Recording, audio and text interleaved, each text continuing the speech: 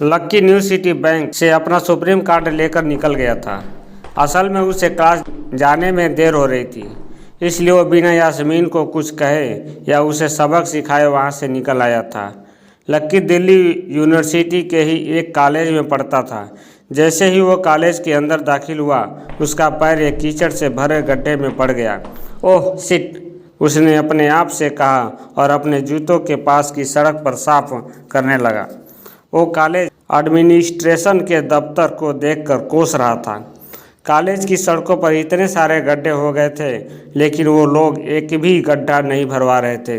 जब भी लक्की इस चीज़ की कंप्लेंट करने के लिए वहां जाता था, तो वो उसे यह कह देते कि फंड नहीं है। उसने जैसे तैसे अपना जूता तो साफ कर लिया था, लेकिन वो अपनी पैंट पर लगे कीचड़ के दाग को साफ नहीं कर पाया था। वो बाथरूम की ओर जा पाता, इतने में क्लास की घंटी बज गई थी।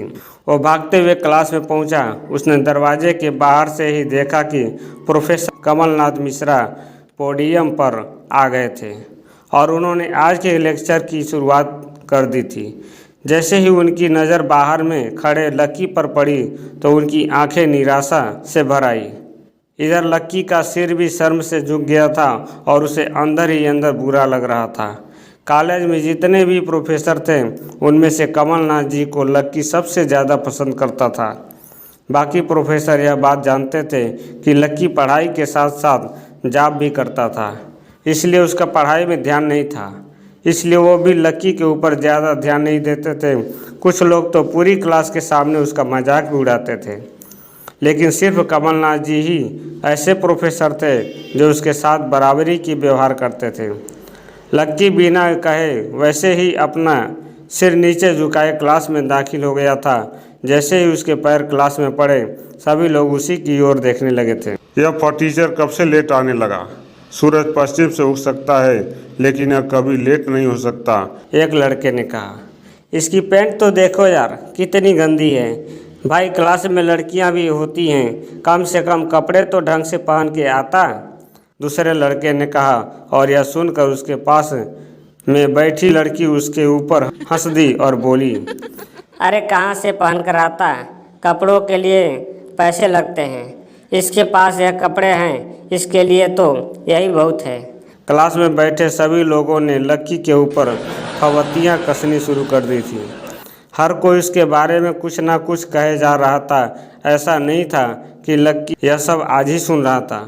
बस इस तरह की फवतियों का सामना वो हर रोज़ करता था। रोज़ उसे ऐसी बातें सुनकर बुरा भी लगता था, और आज भी उसने अपना सिर तो नीचे झुका ही रखा था, लेकिन आज उसके चेहरे पर एक मुस्कान थी। इन लोगों का पता नहीं था कि अनलक्की आज कितना लक्की होकर आज आ रहा था। जैसे ही क्लास में बैठे बच्चों का शोर बढ़ने लगा, उधर से कमलनाथ जी ने चिल्लाते हुए कहा, आपस में बात करना बंद करो। अगर तुम लोग इसी तरह बात करोगे तो मैं आगे नहीं पढ़ाऊंगा। सभी लोग उनकी बात सुनकर शांत हो गए। तब तक लक्की भी अपनी कुर्सी पर जाकर बैठ गया था। कमलनाथ जी ने फिर से पढ़ाना शुरू किया, और पढ़ाते पढ़ाते ना जाने क्यों उनकी नज़र बार बार लक्की की ओर ही जा रही थी। लक्की को समझ में नहीं आ रहा था कि कमलनाथ जी ऐसा जानबूझकर कर रहे थे। उनकी आंखों को देखकर ऐसा लग रहा था कि उनमें लक्की के लिए ढेर सारा गुस्सा भरा हुआ था। उसे ऐसा लग रहा था कि शायद वो अपने प्रोफेसर के उम्मीदों पर खरा नहीं उतरा था। थोड़ी ही देर में कमलनाथ जी की क्लास खत्म हो गई थी। आज की क्लास यहीं खत्म होती है। कल आप सबको क्या काम करके लाना है वो मैंने यहाँ लिख दिया है।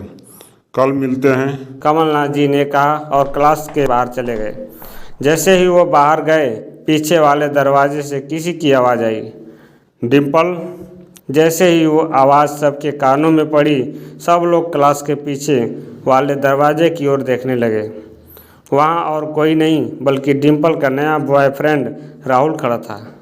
सब लोग राहुल को अच्छी तरह से जानते थे। राहुल ने दरवाजे से झांक कर देखा तो वहाँ कोई नहीं था। वो धीरे धीरे कमरे में दाखिल हुआ और सीधा डिम्पल के पास चला गया। डिम्पल खिड़की के पास बैठी हुई थी। जैसे ही राहुल उसके पास पहुंचा, डिम्पल ने अपने हाथ उसकी गर्दन में किसी हार की तरह डाल दिए और वो उसकी बाहों में झूम उठी। उधर राहुल ने भी डिम्पल को सबके सामने चूम लिया। यह नज़ारा देखते ही सबकी नज़रें लक्की की ओर जा टिकी। सबको अभी तक तो यही पता था कि डिम्पल लक्की की गर्लफ्रेंड है। किसी को इस बात की खबर नहीं थी कि उन दोनों का ब्रेकअप हो गया था। डिम्पल को राहुल की बाहों में देखकर लक्की के तन बदन में आग तो लग गई थी, लेकिन फिर भी वो शांत होकर वहीं बैठा हुआ था और उसने अपने गुस्से पर काबू किया हुआ था। अरे भाई, यह सब क्या हो रहा है? उसके एक दोस्त ने आकर लक्की से कहा, होने दे जो हो रहा है। लक्की ने कहा उसका इस बारे में किसी से बात करने का कोई मन नहीं कर रहा था। अरे भाई, तुझे पता है यह राहुल कितना चालू आदमी है। अभी तक इस कॉलेज की 5 लड़कियों को फंसा चुका है और यह छठी है। लक्की के दोस्त प्रीतम ने उससे कहा। उसकी बात सुनते ही लक्की ने प्रीतम को घूर कर देखा। प्रीतम को लगा कि लक्की को उसकी बात का बुरा लगा था, लेकिन अगले ही पल वो उसे देख मुस्कुराया और बोला, कोई बात नहीं भाई, सबकी अपनी अपनी लाइफ है। यह कहकर लक्की डिम्पल की ओर देखने लगा, जो कि राहुल की बाहों इतरा रही थी। वो जानती नहीं थी कि लक्की चाहता तो यहीं खड़े खड़े राहुल और उसके पिता को उनके कारोबार समेत खरीद सकता था। उधर जैसे ही राहुल और डिम्पल की नज़र भी लक्की पर पड़ी तो वो जानबूझकर उसे छेड़ने के लिए उसके सामने से गुजरने लगे। अच्छा लक्की, सुनो। अचानक से डिम्पल लक्की के सामने रुकी। उसने अभी भी राहुल की कमर में अपना एक हाथ डाल रखा था। फिर उसने अपने दूसरे हाथ से अपना मोबाइल निकाला और उसका कवर खोलकर लक्की के मुंह पर फेंक दिया और बोली, अब क्योंकि मैं तुम्हारे साथ नहीं हूँ, इसलिए मुझे तुम्हारे इस कवर की भी ज़रूरत नहीं है। लक्की ने उससे कुछ नहीं कहा और नीचे गिरा वो कवर अपनी टेबल पर रख लिया। बेबी, इसने तुम्हें कवर गिफ्ट किया। कवर कौन गिफ्ट में देता है? राहुल ने उसके सामने ही डिम्पल से कहा। राहुल लक्की को नीचा दिखाने का एक भी मौका अपने हाथ से जाने नहीं देना चाहता था। लक्की अंदर ही अंदर मुस्कुरा रहा था। डिम्पल ने राहुल की ओर देखा और बोली, बेबी, जिसकी मोबाइल खरीद कर गिफ्ट करने की औकात नहीं होती, वो सिर्फ कवर ही गिफ्ट कर सकता है। कोई बात नहीं बेबी, मैं आज ही तुम्हें एक नया फ़ोन दिलाता हूँ। आ जाओ, चलते हैं कन्नौट प्लेस और वहाँ से लाते हैं बेबी के लिए एक नया फ़ोन।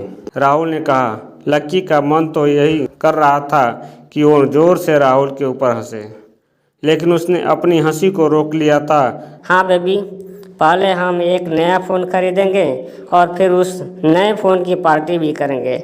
और उसके बाद आज डिम्पल ने कहा और राहुल के चेहरे पर उंगलियां फिराने लगी। राहुल भी और लक्की भी उसके इशारे को समझ गया था। तो दोस्तों, ये कहानी आपको कैसी लगी?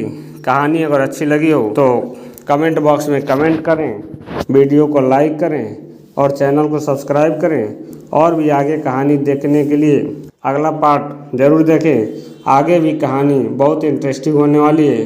पूरा वीडियो देखने के लिए आप सबको बहुत बहुत धन्यवाद।